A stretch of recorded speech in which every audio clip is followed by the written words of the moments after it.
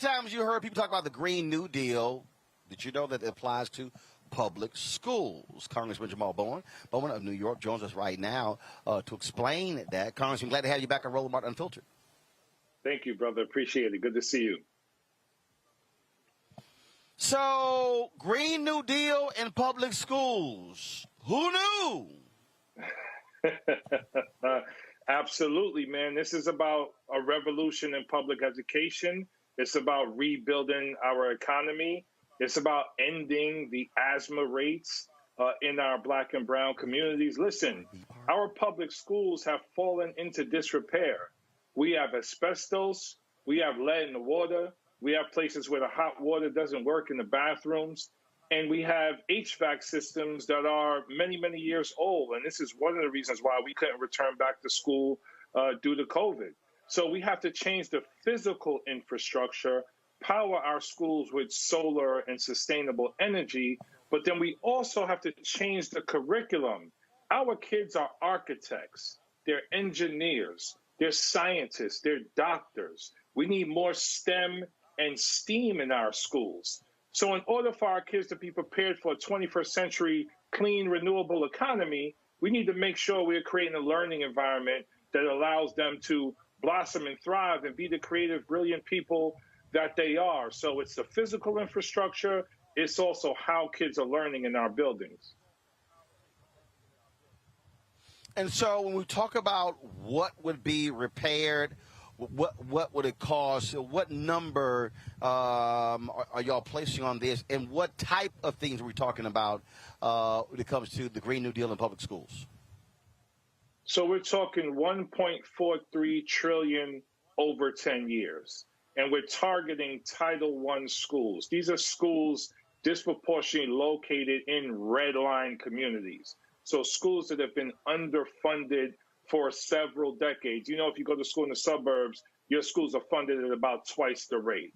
So we're talking targeting these communities, creating 1 million new jobs as we retrofit our schools, hiring locally so we can create a pipeline, not just for those who will work the technical side of the Green New Deal for public schools, but in terms of teachers, teacher assistants, school counselors, and the like, all hired locally, all developed locally. And it's about time, man. We've allowed our schools to be neglected for far too long, and the federal government has to step in and do a lot more.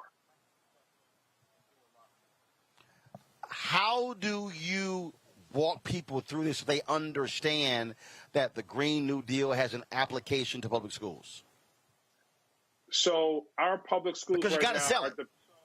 Yeah, of course. Our public schools right now are dependent on fossil fuels, like many buildings and structures across the country.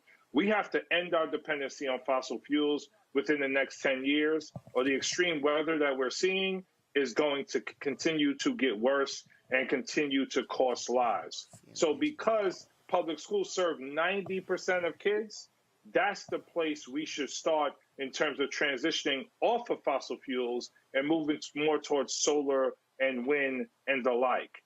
In addition to that, and I think this is the important point for parents, our kids, especially in grades 6 through 12, are ready to be co-creators of their learning environment.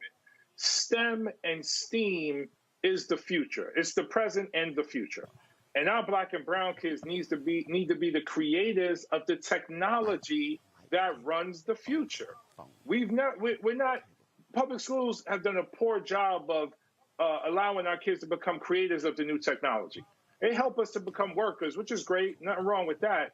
But we want to create the new technology. We want to own it, and we want to distribute it. And this is how you build community wealth, community power. This is how you bring regenerative agriculture and urban farming into schools. It's about saving the planet, saving our kids and communities, and allowing them to be in the driver's seat of their own learning. All right, questions from my panel. I will start with Brittany. Brittany. Yeah, first I want to say Thank you so much. This bill is it is the most important piece of legislation I've seen to address the ills within our education system. I mean, it really is a commitment to address probably every single issue I saw in the classroom as a Title I middle school teacher. So thank you for this. But I do want to know, what do you believe is going to be kind of the greatest challenge in getting this passed? We need a paradigm shift in Congress. There are too many people who are stuck on the public charter debate. Public charter, public charter, public charter. Well, guess what? Charters need to do better for our kids as well, because we're all focused on a singular measure to determine how well kids are doing in our schools. We need project-based learning. We need collaborative problem solving. We need to align the K-12 learning opportunities to the real world. We haven't done that. We need a new vision, and we need a paradigm shift in Congress to get us there. One of the things I'm trying to do as the vice chair of the Ed and Labor Committee is set up a CODEL so that we could visit other states and other countries so we could see what they're doing in education. China, which is a communist nation, is leading us in entrepreneurship in higher education.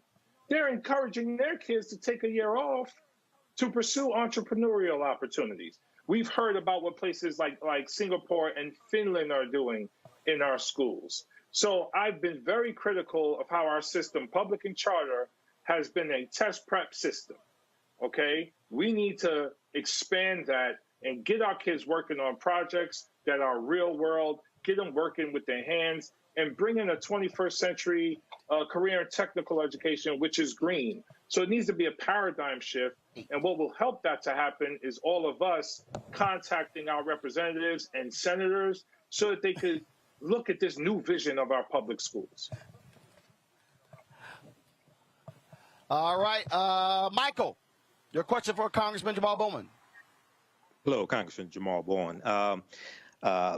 A question for you. So when I was in middle school, I was in a program for a pre-engineering program here in Detroit called DAPSEP. How do we improve career identification for students, especially in the inner cities? And the reason why I said that is because I was talking to a friend I have that's involved in hiring people and job placement, things like this. And she talked about how in suburban school districts, like here in Michigan, suburban school districts, they would start career identification in like 5th grade, 6th grade. Whereas in the inner city, like here in Detroit, they'll start career identification in 11th grade and 12th grade. Well, if we start earlier, we can put more of our students, more African-American students, in the STEM fields. How do we do this? Well, you're absolutely right. First and foremost, we need to start earlier. Secondly, we need to align the curriculum to the competencies that are needed in STEM fields. Now, there is technical skill that is needed, right? There's technical skill needed to become an engineer, an architect, and the like. Mathematics and science technical skills.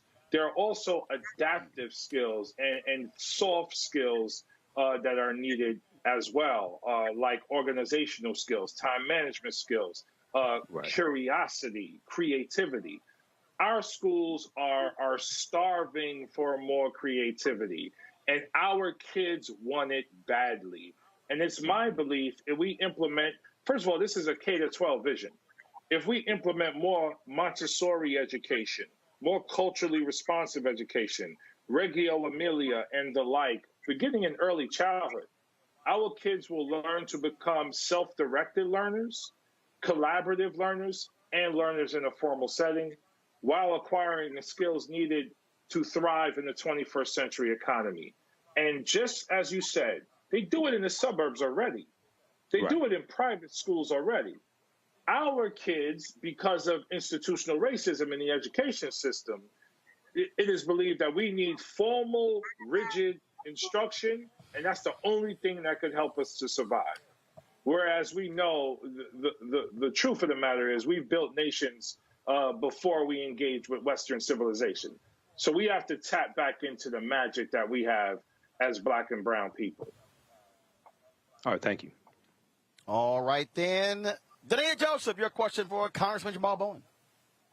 Congressman Bowman, first and foremost, I just want to say that this is the kind of bold policy making that I'm talking about, and I think every member of Congress should be doing.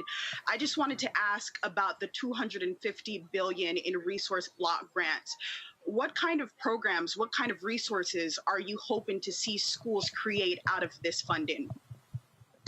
First, we have to start local.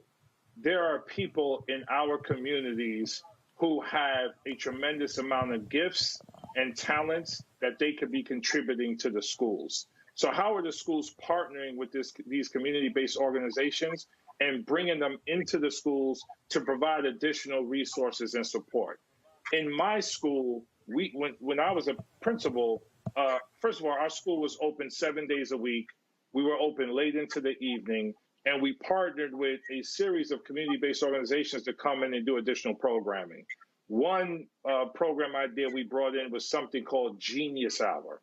Genius Hour was an unstructured learning space for our kids to explore ideas and problem solving within their own community using design thinking principles.